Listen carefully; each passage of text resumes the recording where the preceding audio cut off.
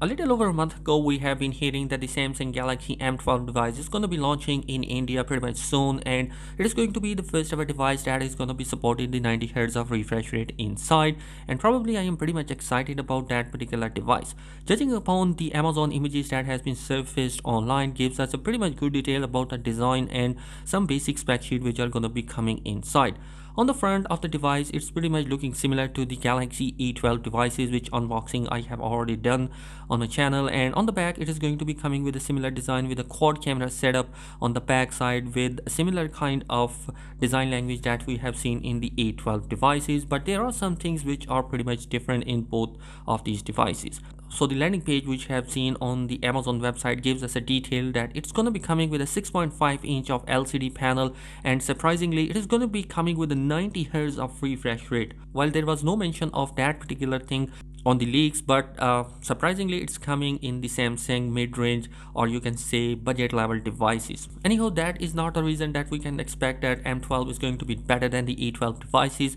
The M7 model also going to be coming with an Exynos 850 chipset inside, which is going to be pretty much amazing, because I honestly believe that the Helio P35 chipset is going to be much bad in terms of performance than the Exynos 850. It's going to be really good in terms of GPU performance than the P35. The M12 also gets the upper hand in the battery department as well, because it is going to be coming with 1000 mAh extra in the tank, which brings the total of 6000 mAh of battery capacity inside the M12 device. On top of that, we are going to see 15 watt of fast charging support. On the back, we are going to see quad camera setup, which is going to be coming with 48 megapixel ISOCELL GM2 sensor, and the other cameras are going to be 5 megapixel ultra wide camera, and also we are expected to see a macro and a depth sensor camera on the back side of that particular device. So overall, I think that these devices are going to be pretty much amazing in terms of the spec sheet and performance. And honestly, I am looking forward towards the Galaxy A52 and A72 devices, because they are one of those devices which are going to be upper mid-range category devices, which are coming with such a spec sheet which resemble with the flagship level of devices.